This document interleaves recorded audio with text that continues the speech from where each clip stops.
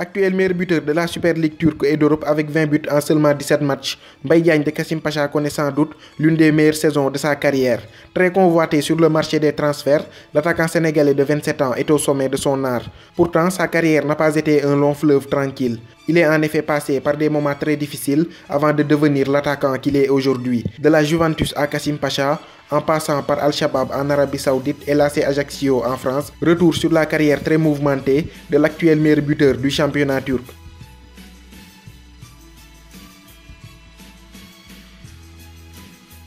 Né le 28 octobre 1991 à Dakar, Mbaye Diagne est passionné par le ballon rond depuis son plus jeune âge. Dans les rues de Dakar, Diagne impressionne. Conscient du potentiel de son neveu, son oncle l'aide à rejoindre l'Italie en 2007 afin de poursuivre son rêve de devenir footballeur professionnel. À 16 ans, il intègre le centre de formation de l'AC Brandizzo et ses excellentes prestations lui permettent d'intégrer le groupe professionnel en 2011 en 3e division italienne. Lors de la saison 2011-2012, Diagne inscrit 27 buts en 30 rencontres sous les couleurs de l'AC Brandizzo et éclabousse la Série C italienne par sa puissance et son flair de buteur. La saison suivante, il rejoint le club de Bra, toujours en 3e division italienne, et continue sur sa lancée en inscrivant 23 buts en 29 matchs. À l'aube de cette saison, la Juventus déploie ses émissaires pour le superviser et ces derniers sont automatiquement séduits par son potentiel. Convaincu, la Juventus le fait signer et le fait évoluer en équipe réserve. Cependant, chez les Bianconeri, Diagne n'aura jamais sa chance et va multiplier les prêts. En 2013, la Juventus de Turin décide de le prêter à l'AC Ajaccio, ce qui sera sans doute la pire expérience de sa carrière de joueur.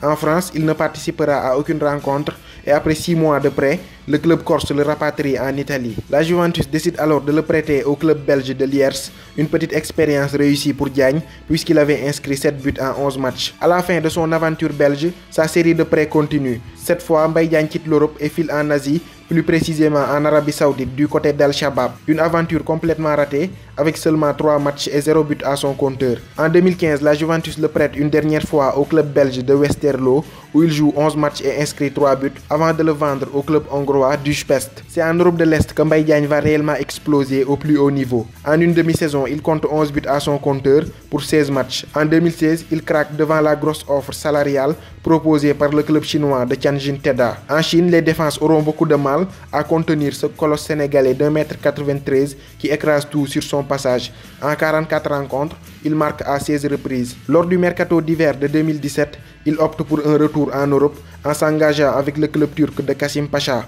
Un choix motivé par son envie de porter les couleurs des Lions de la Teranga. En effet, il savait qu'en restant en Chine, il n'aurait aucune chance d'être convoqué en équipe nationale du Sénégal. Ses premiers pas avec Kassim Pacha sont couronnés de succès. Il score 12 fois en seulement 17 matchs. Pour cette saison 2018-2019, il réalise tout simplement une saison fantastique avec déjà 20 buts à son actif et trône tout seul à la tête des meilleurs buteurs du championnat turc. En septembre 2018, juste après le mondial, Diagne réussit son pari qui était d'être sélectionné avec le Sénégal.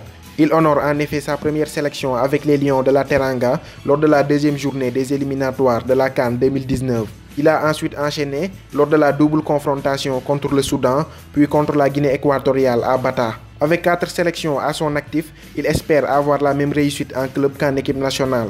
Une question se pose alors, Diagne est-il le grand attaquant tant recherché par Aliou Cissé? L'avenir nous le dira. En tout cas, une chose est sûre, si le Sénégal veut soulever la prochaine Coupe d'Afrique des Nations, il aura besoin d'un buteur, d'un vrai tueur, et Diagne semble être sur la bonne voie. C'était tout pour ce 4e numéro de la série dédié à la présentation de joueurs sénégalais. Si vous voulez qu'un de vos joueurs préférés soit présenté au prochain numéro, faites-le savoir dans les commentaires. Quant à moi, je vous donne rendez-vous à bientôt pour de nouvelles vidéos. D'ici là, portez-vous bien et n'oubliez pas de vous abonner à ma chaîne YouTube pour ne rien rater de l'actualité du football sénégalais.